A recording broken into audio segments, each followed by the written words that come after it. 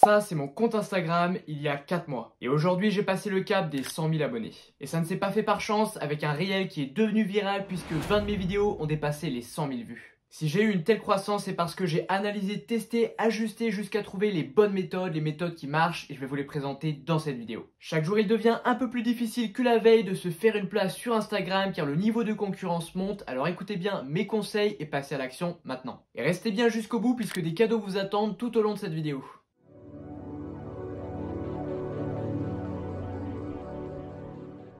Le problème de la plupart des conseils qu'on vous donne, c'est qu'ils vous sont donnés par des créateurs qui ont percé il y a plusieurs années. Sauf qu'entre temps, le game a changé et les méthodes du passé ne fonctionnent plus. La preuve, c'est que depuis que TikTok a explosé, Instagram s'est subitement mis à mettre en avant les réels et c'est logique, heureusement qu'ils l'ont fait, sans ça, ils se seraient fait grignoter beaucoup trop de parts de marché. On en arrive donc à mon premier conseil, faites ce qui marche, les réels cartonnent et il serait dommage de s'en passer. Alors bien sûr, il est encore possible de percer grâce aux publications, mais soyons honnêtes, quand on regarde bien, c'est quand même vachement plus compliqué. Autant j'ai vu des tonnes de créateurs exploser du jour au lendemain grâce aux réels, ça a d'ailleurs été mon cas, mais alors avec les publications, honnêtement, ça se compte sur les doigts d'une main. Alors maintenant, la question qui se pose, c'est comment réussir ces réels, et pour ça, j'ai 3 principaux conseils à vous donner. Premier conseil, l'accroche est cruciale, je pense que vous vous en doutez, mais c'est ce qui détermine si une personne va swiper ou bien rester sur votre contenu et donc augmenter votre durée moyenne de visionnage. Alors vous le savez, c'est la métrique la plus importante pour devenir viral. Alors faites en sorte de captiver les spectateurs dès les premières secondes et pour vous aider à le faire, j'ai prévu un petit cadeau qui devrait bien vous aider, je vous en reparle juste après. Deuxième conseil, toujours dans l'objectif d'augmenter votre durée moyenne de visionnage, écrivez vos réels en 2 fois. Une première fois sans trop vous prendre la tête, écrivez au fil de la plume. Ensuite, vous allez repasser dessus, vous n'allez pas vraiment le réécrire, mais vous allez avoir pour objectif de réduire la taille du script d'au moins 20 à 30%. Ça vous permet d'éliminer tous les passages ennuyants et donc d'augmenter votre durée moyenne de visionnage. Parce que sur un réel de quelques secondes, d'une trentaine de secondes, eh bien vous ne pouvez pas vous permettre qu'il y ait la moindre phrase qui soit ennuyante. Parce que s'il y a ne serait-ce qu'une phrase de 3 secondes qui est ennuyante, eh bien ça représente directement 10% de la durée totale du réel. Et donc ça représente plus qu'on l'imagine. Troisième conseil, n'oubliez pas d'optimiser votre référencement. Trop de gens l'oublient, mais il n'y a pas que les publications qui peuvent être référencées sur des hashtags, les réels aussi peuvent l'être. Alors choisissez bien vos hashtags, choisissez des hashtags pertinents en lien avec votre contenu et n'oubliez pas également d'optimiser votre description, c'est-à-dire que vous allez répéter en fait les hashtags dans la description. Et puis évitez les hashtags bateaux du style chien et chat qui sont utilisés des millions de fois par des gros comptes, vous n'arriverez jamais à les surpasser, visez plutôt des hashtags de niche qui sont utilisés entre 5 et 10 000 fois, ce sera beaucoup plus pertinent. Bon, en réalité, faire des réels qui cartonnent, c'est beaucoup plus complexe que ça. Alors je vous ai préparé un document complet qui regroupe mes meilleurs conseils, mes meilleures astuces pour faire des réels qui font des millions de vues. Je vous partage également 19 modèles de phrases d'accroche qui s'adaptent à tout type de contenu que vous allez pouvoir réutiliser pour captiver l'audience dès les premières secondes. Ça se passe sur le premier lien en description, c'est complètement gratuit et vous allez pouvoir récupérer tout ça. Mon deuxième conseil, il va à contre-courant de ce que j'ai l'habitude de vous dire, mais vous allez comprendre pourquoi. Souvent, je vous recommande de viser une audience qualifiée, c'est-à-dire une audience vraiment intéressée par ce que vous proposez, pas juste des touristes. Et c'est d'autant plus vrai si vous avez un business et que vous cherchez à trouver des clients. Mais en réalité, ce conseil est à nuancer quand on débute. Quand on débute, c'est la traversée du désert et c'est à ce moment que c'est le plus compliqué de se faire connaître. Et le problème des contenus qui visent une audience qualifiée, c'est que c'est jamais des contenus mainstream, ils visent toujours une petite catégorie de personnes. Et donc c'est pas avec ce genre de contenu que vous allez faire des dizaines ou des centaines de milliers de vues. Donc c'est pas comme ça que vous allez gagner en visibilité lorsque vous débutez.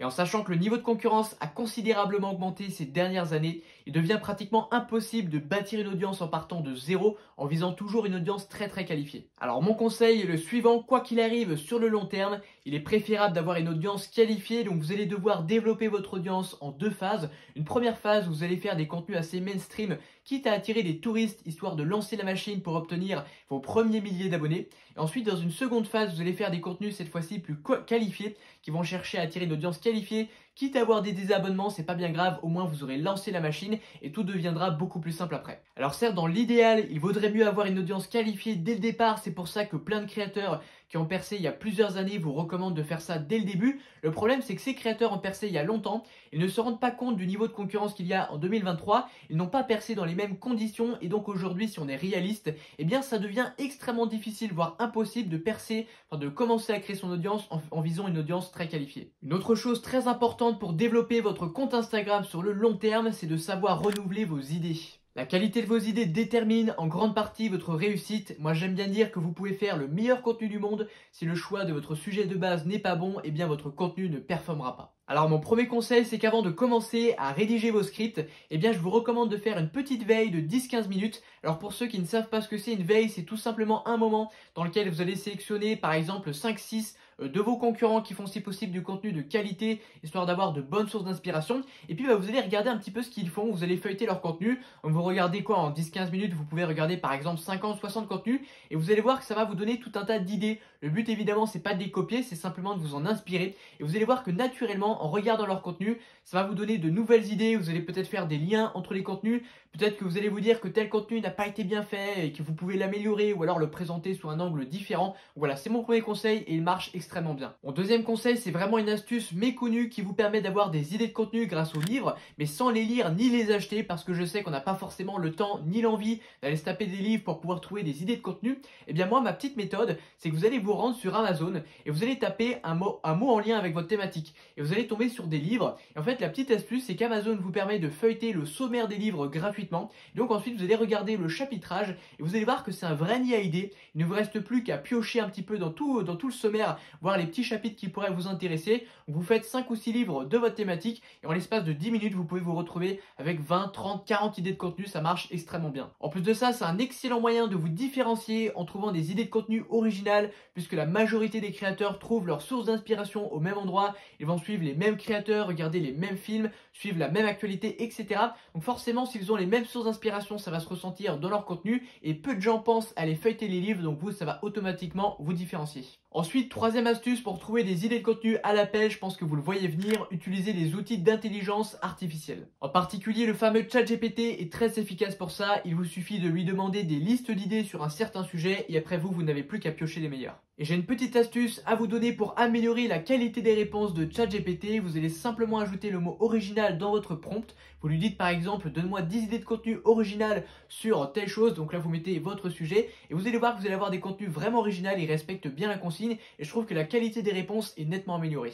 Je vous ai également préparé un document qui regroupe 20 idées de posts Instagram. Ça se passe encore une fois sur le premier lien en description. Vous le recevrez directement avec tous les autres documents mentionnés dans cette vidéo. Ensuite, il y a quelque chose que vous devez comprendre. Chaque format a ses propres spécificités, certains sont plus utiles pour acquérir de l'audience et d'autres sont plus utiles pour fidéliser son audience, mais dans les deux cas, les deux sont importants. Vous avez beau gagner beaucoup d'abonnés, si ces gens ne vous suivent pas sur le long terme, eh bien vous faites du surplace. Pire encore, une audience qui ne vous suit pas, c'est une audience qui peut même pénaliser les performances de vos futurs contenus. Forcément, puisque quand elle va tomber sur votre contenu, elle ne va pas liker, pas commenter, pas regarder longtemps. Donc forcément, ça pourrit vos stats et ça envoie un signal négatif auprès d'Algo. Alors il y a deux formats que beaucoup de créateurs sous-estiment, ce sont les lives et les stories. Ce sont vraiment d'excellents outils pour fidéliser votre audience. Ça vous permet d'avoir plus de proximité avec celle-ci, de pouvoir interagir, discuter directement avec celle-ci. Donc il y a un côté beaucoup plus humain. Et vous le savez, le côté humain en 2023, c'est vraiment super important. D'autant plus avec l'arrivée des outils d'intelligence artificielle qui vont un petit peu robotiser le contenu qu'on va créer. On peut désormais créer du contenu en chaîne, mais sans forcément de côté humain. Donc ne sous-estimez pas ça. Je vous conseille par exemple d'organiser chaque semaine une petite séance questions-réponses en live, ou alors de faire interagir votre audience en story en faisant des sondages, en lui posant des questions ou en partageant des petites découvertes que vous avez faites, etc. Ce qu'il faut comprendre, c'est que si vous arrivez à bien fidéliser votre audience grâce aux stories et aux lives, eh bien cette audience va être beaucoup plus enclin à interagir avec vos contenus quand elles vont tomber dessus. Elles vont être plus engagées, elles vont plus liker, plus commenter, regarder plus longtemps, etc. Et donc forcément, ça envoie un signal positif à l'algorithme qui va dès lors mettre plus en avant vos vidéos. Donc il y a une causalité directe entre votre capacité à fidéliser votre audience et votre capacité à devenir viral et avoir des contenus qui performent. Le problème, c'est que réussir à faire des stories engageantes qui vont vraiment bien fidéliser votre audience, c'est plus difficile que ça en a l'air. Alors encore une fois, je vous ai préparé un document complet qui vous apprend à faire des stories efficaces. Je vous explique également le fonctionnement de l'algorithme des stories parce que personne ne le connaît. Donc encore une fois, ça se passe sur le premier lien en description. Sur le même lien, vous recevrez tous les documents en même temps. Alors maintenant, j'aimerais qu'on parle de votre rythme de publication. Il n'y a pas de secret. Si vous voulez vous faire une place, il va falloir publier beaucoup chaque semaine. Alors il vous faut un bon système d'organisation efficace pour pouvoir trouver des idées rapidement, créer du contenu rapidement, et j'ai des petits conseils pour ça. D'abord, rassemblez les tâches similaires. Par exemple, si vous créez des réels, eh bien écrivez-en plusieurs ensemble, puis montez-en plusieurs ensemble, puis filmez-en plusieurs ensemble, etc. En rassemblant les tâches, vous allez gagner beaucoup de temps pour une raison simple, c'est qu'on n'est pas capable de faire deux choses à la fois. En fait, quand on dit que quelqu'un sait faire deux choses en même temps, c'est simplement que son cerveau a une bonne capacité pour passer rapidement d'une tâche à une autre, mais en réalité il y a quand même un coût d'adaptation qui coûte en énergie et en temps, donc il faut le limiter le plus possible. Et puis un exemple tout bête, si vous filmez plusieurs contenus ensemble, ça vous évite à chaque fois d'avoir à réinstaller le matériel. En plus de ça, c'est source de procrastination. Il y a également toujours quelques contenus d'avance. L'algorithme déteste les créateurs irréguliers et il pourrait vous pénaliser pour ça si vous faites sans arrêt des pauses. Alors si vous avez des contenus d'avance, eh bien ça vous permet de pallier aux imprévus. Par exemple, si vous êtes malade, ou alors si vous avez un manque d'inspiration ou tout simplement que vous avez envie de prendre une pause parce que vous en avez marre, eh bien ça vous évite d'avoir à être irrégulier et franchement c'est un bon plus. Troisième conseil, toujours pour créer du contenu plus vite, suivez des templates. Pour créer ou reprendre des templates, il y a Canva qui est vraiment top, je pense que vous connaissez tous. Donc je vous invite à vous créer des templates pour à peu près tous vos contenus, que ce soit des stories, des publications. Ça vous évite à chaque fois d'avoir à repartir de zéro, donc ça fait gagner vraiment un temps fou. Et on l'oublie souvent, mais il n'y a pas que les templates pour faire des designs, il y a également des templates pour rédiger vos scripts de contenu. Donc c'est des structures à suivre. Par exemple, dans le monde de la publicité en ligne, eh bien, il y a le modèle AIDA qui est une structure en 4 étapes à suivre et qui fonctionne extrêmement bien pour convertir et ça fait gagner quand même vachement de temps pour créer ces pubs. À présent, je vous invite à aller voir une autre de mes vidéos en cliquant juste ici, c'est l'algorithme de YouTube qui vous la recommande. Pensez également à vous abonner à la chaîne si la vidéo vous a plu, pensez à me laisser un petit pouce bleu pour me soutenir niveau référencement et moi je vous dis à très bientôt.